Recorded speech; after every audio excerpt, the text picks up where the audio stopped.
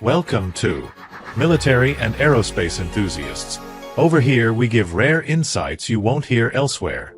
Today's topic is the Zohare short-range aeroballistic missile, first unveiled in 2020 under the name ROD 500. This missile system features a unique 500 mm diameter booster made of carbon fiber composite.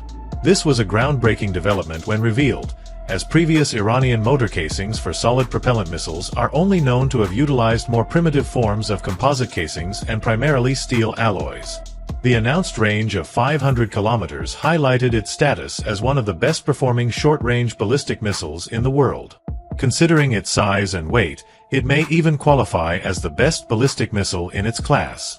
The woven carbon fiber motor casing significantly reduced the booster's structural weight, the primary indicator of ballistic missile performance. But this alone did not enable it to deliver a 320 kg warhead to over 500 kilometers. The other technological breakthrough was the maneuverable re-entry vehicle, MARV, featuring a highly aerodynamic design with a very small diameter nose tip and slender conic shape, offering a relatively high lift-to-drag ratio. The development of its small-diameter carbon-carbon composite nose tip was a key technological enabler to make an aeroballistic missile like the Zohare feasible. Compared to its competitor, the Fateh F variant with a 500 km range, the Zohare has half the weight and benefits from a separable re-entry vehicle. This not only reduces radar cross-section but also employs a technique to increase the missile's range through skip trajectory maneuvers. Features like skip trajectory maneuvers or pseudo-random evasive maneuvering require key breakthroughs in guidance system technology. The deceleration forces which occur at re-entry of the atmosphere are difficult to handle by the sensitive components. The Zohare and its comparably low burnout speed likely made this hurdle easier to take than for its successors such as Shikan. The MARV's large steering fins enable very early steering authority upon re-entry, allowing it to alter its dive trajectory and bounce off the atmosphere as early as possible. It bounces back to low-drag layers of the upper atmosphere after each dive. It is believed that the Zohare MARV performs several such sinusoidal maneuvers, adding a glide component to its ballistic trajectory and thus increasing its range. Once its kinetic energy in the form of speed is depleted to a certain minimum threshold, it tries to retain the remaining speed by performing a steep dive towards its target while executing evasive maneuvers.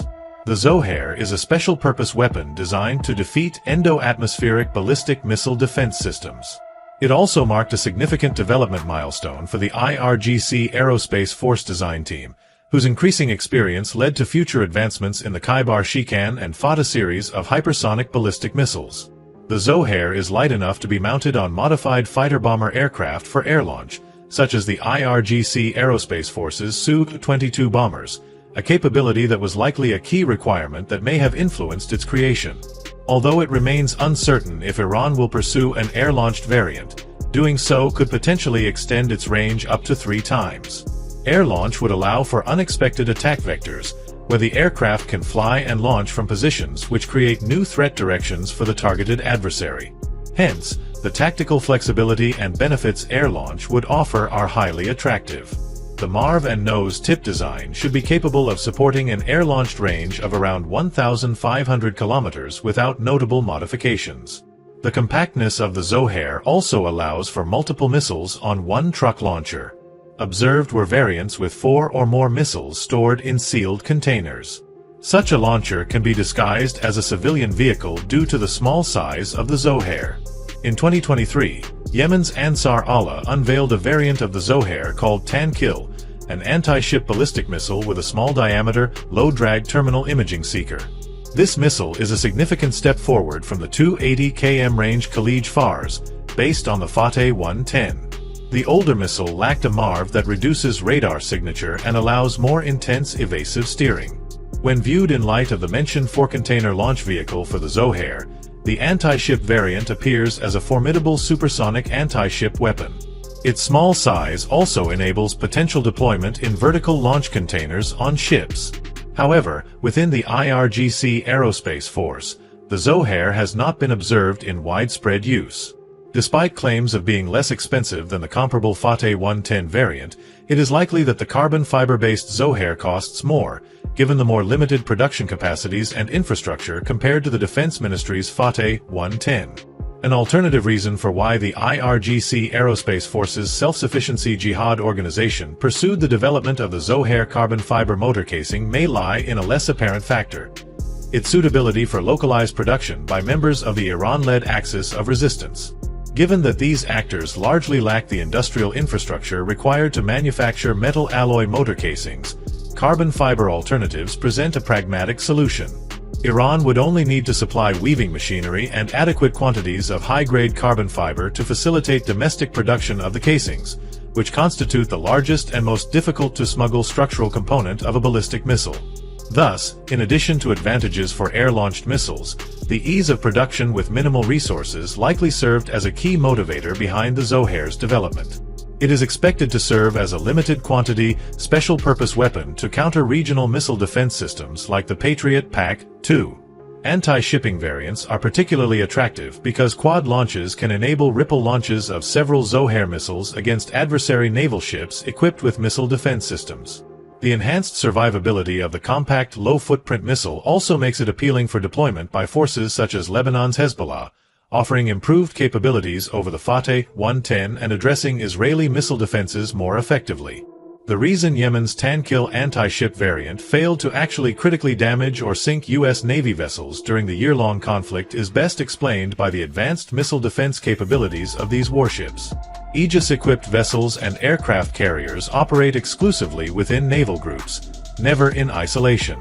Moreover, as they are the primary targets, defending themselves is inherently more manageable than protecting expansive areas like cities.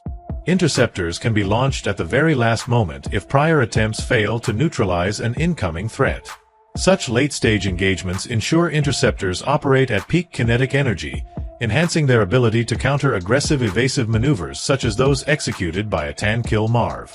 Consequently, only coordinated salvos involving sufficient numbers of missiles stand a realistic chance of overwhelming the defenses of an Aegis-equipped naval group and achieving hits.